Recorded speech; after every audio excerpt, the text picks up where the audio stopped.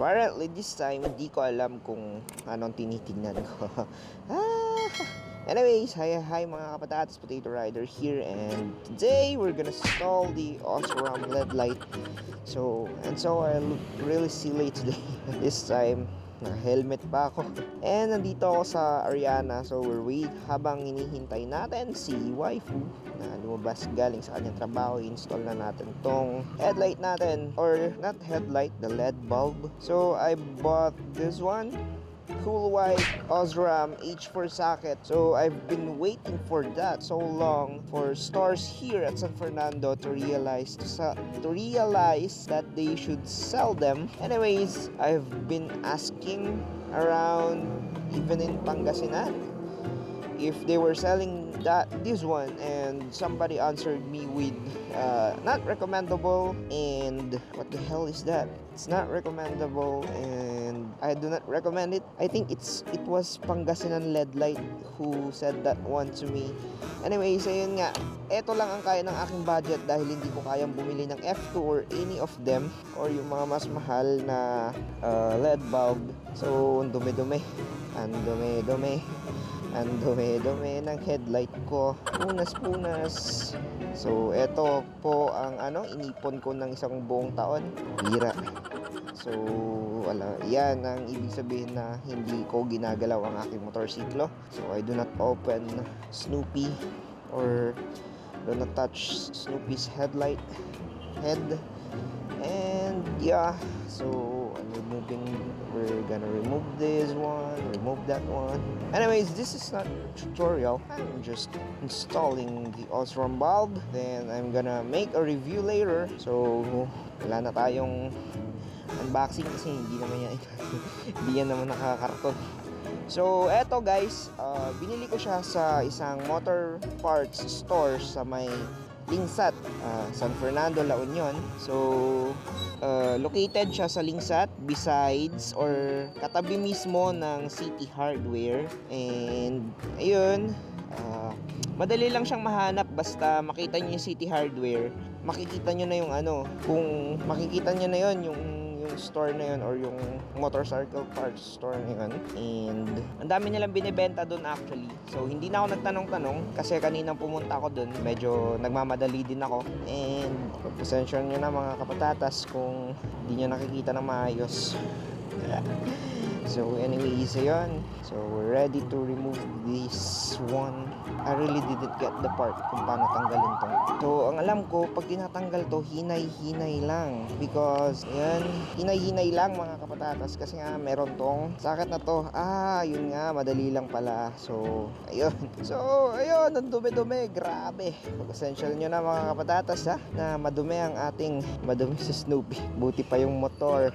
Buti pa yung amo naliligo yung motor mo, hindi. So ayun, itong mga parts na to hindi naman masyadong ginagalaw kasi araw-araw kaya di siya masyadong malinis. So anyways, I am a siraniko. So hindi ako mekaniko, siraniko po ako. Alam ko na. Tatanggalin nga pala. Tatanggalin pala to.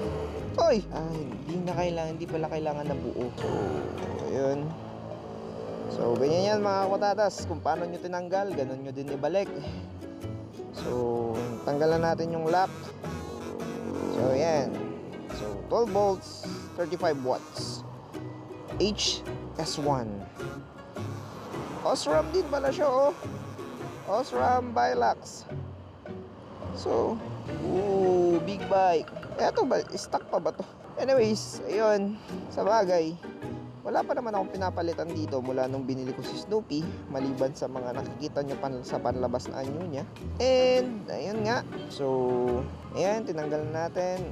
Ganito ang itsura nito. Though ang payo nila, mas maganda daw yung triangle, yung may LED dito tapos LED doon, kasi mas maganda daw ang bato niya sa ating reflector dito sa loob. But I think this will do it. It's LED, so ayun, mas matipid siya sa battery and consumption. And eto nga, ang tawag doon, so may ganito siya. Tignan lang natin kung mag-fit. And so ganun ang itsura sa loob.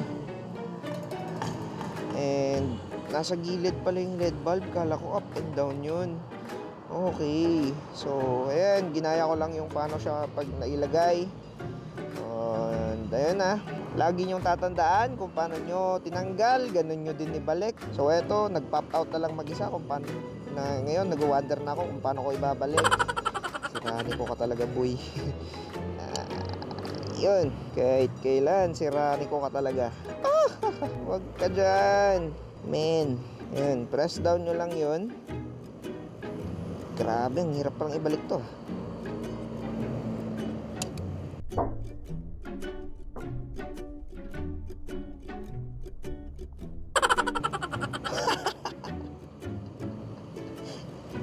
Shucks.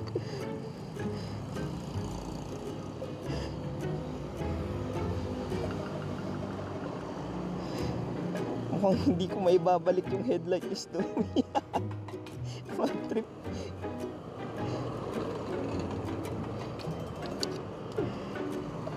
Paano to? Oh my goodness. Gracious grace. Ganito ba? Sa butas ba dapat?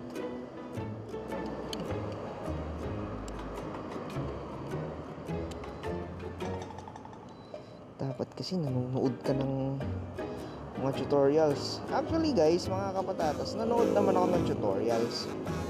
Pero sadyang hindi lang talaga ako ganun ka-perfect gumawa.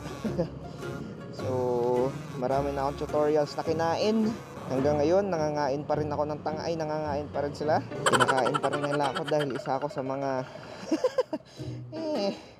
member ng kinakain ng ewan ko. So anyways, ayun. So, naibalik ko siya. Yes, pero bakit hindi siya perfect? Anyway. Naman bakit di ka naman perfect? Okay lang yan. Para sa akin, perfect si Snoopy. The perfect motorcycle for me. So, yun. Then, paano nyo siya tinanggal? Dito, pasok na dito. Then, yung socket. So, ayan, tatlong H4 socket. So, nagganap-anap ako sa La Union or dito sa San Fernando. Ang rine-recommend nila sa akin, yung universal, kung saan mag-wiring pa sila. So, syempre, pag mag-wiring ka, ibig sabihin nun, may puputulin sila sa loob. Which is, ayaw ko dahil nga, syempre, kailangan wala kang putulin sa loob kung may babaguhin ka man. So, ayun, hindi ako pumayag and ayun nga, maraming issues pag wina-wiring. Syempre, pag wiring hindi siya direkta, ganun, or anong tawag dun, syempre, bebendahan mo pa ng electrical tape. Ang electrical tape, di naman siya ganun na, alam niyo yun, yung parang, syempre, iba pa rin talaga pag meron siyang sariling coating na galing sa stock. So, ito muna. Ay, hindi. Ito munang mga to. So, itong apat muna na to, ang ibalik natin. And, saka natin sumunod. Ay, huwag muna natin ibalik. Ito pa, first thing first, bago nyo ibalik lahat ng tornilyo nyo. Subukan nyo muna yung item na in-install ninyo. Kung gagana ba o hindi. Pag gumana siya, alright, that's good. Pag hindi, another kalikot. So, yun oh. Woohoo! So, nakalow yan. Where's the high? Yeah, that's high, that's low, that's high, that's low. So, ayan, tatry natin mamayang gabi pag medyo dark na. Kung ano nga ba, kung malakas nga ba ang bato ng Osram na LED light. So, ayun, nangyakang LED light ka. Nahirapan mo ako sa paghahanap sa'yo. So, yun, na-install na natin siya. Yun lang mga kapatatas, simple lang. Simple lang pero Parang pagod na akong gumawa. So, ayun. So, ito yung gustong gawin ni waifu actually. Na lagyan namin ng LED light. So, balak ko nga lagyan ng LED light dito. Yung blue water. Kaso medyo may kamahalan na yan. So, eto guys, budget lang to ha. Budget na LED light. So, ang price ng Osram LED light HS1 H4 socket na cool white. So yan, cool white is 420 sa store kung saan ko kinuha. So ayun, tumawar ako, binigay sa akin ng 400 pesos. So maraming salamat sa inyo mga kuya, mga chong, mga kapatatas na nagbebenta doon. And ayun. So 400 pesos siya. And uulitin ko, located yung store sa may tabi ng City Hardware dito sa Lingsat, San Fernando, La Union. Lingsat, tama, Lingsat. And for the final blow, eto mga guys, dahan-dahan lang to. Tignan nyo, naputol ko na to. So ayun, isang malaking pagkakamali na nagawa ko kahapon. So trinay ko, tinignan ko, tinesting ko rin. Nangalikot din lang ako kung bakit may mga naririnig kasi ay medyo nagwi-wiggle si Snoopy. Yan, yun. So ayun. And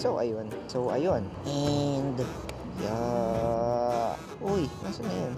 Ayun. We're done. Alright, naibalik ko na. So, hindi na tayo matitiklo ni waifu. Hindi ko pinaalam tong ginawa ko. Ikaw, kung may gagawin kayo sa motor ninyo, pagpaalam nyo muna sa OBR ninyo ha, sa official back ride ninyo. Baka kasi mapagalitan pa kayo. Ayun mga kapatatas, check na lang natin mamaya kung maganda ba yung bato ng ating bagong LED light or headbulb na linagay, install. So naka-helmet ako habang nag-i-install kasi wala akong ibang camera, 'di ba? Ang init, naka-jacket pa ako, hindi na ako nagtanggal. So anyway, so yun nga mga kapatatas. So stay tuned mamaya ulit. And ayun nga, kung hindi pa kayo nakakapag-subscribe sa akin channel, mag-subscribe kayo and huwag niyong kakalimutan na i-click yung bell na button upang ma-update kayo sa tuwing mag-upload ako ng bagong video. And ayun nga, A few moments later. so yun nga mga kapatatas, this is the continuation of our video. So, and nakikita niyo kapaligiran, dapit hapon, twilight, yun ba yun? Dapit hapon nga ba? Bukang liwayway pag umaga, dapit hapon pag gabi. So anyway, so yun nga mga kapatatas. Yun, nakapag-install na tayo. So eto yung ating, and so we're at home. So yun, we're at home sa bahay ni na waifu. So anyways, ayan, diba? High, low. Hindi ko alam kung sa tingin ko masyadong mataas. Naka-inclined ako eh. Pero try ko mamaya sa flat grounds. So, ayan. Ito yung high and this is the low. So, I think it's not the brightest na LED bulb para sa ating motor. Pero it is a LED bulb and it's colored white. So it's more brighter than the stock one. And though it's not the best, so there are more greater ones. If you have been watching PH Motothread sa kanyang mga vlogs, so meron siyang mga pinag-giveaway. So nag-install din siya ng mga LED lights sa kanya. So ayun, I think they are better sa pagbato ng ilaw. So yun, pinagbubuksan na tayo.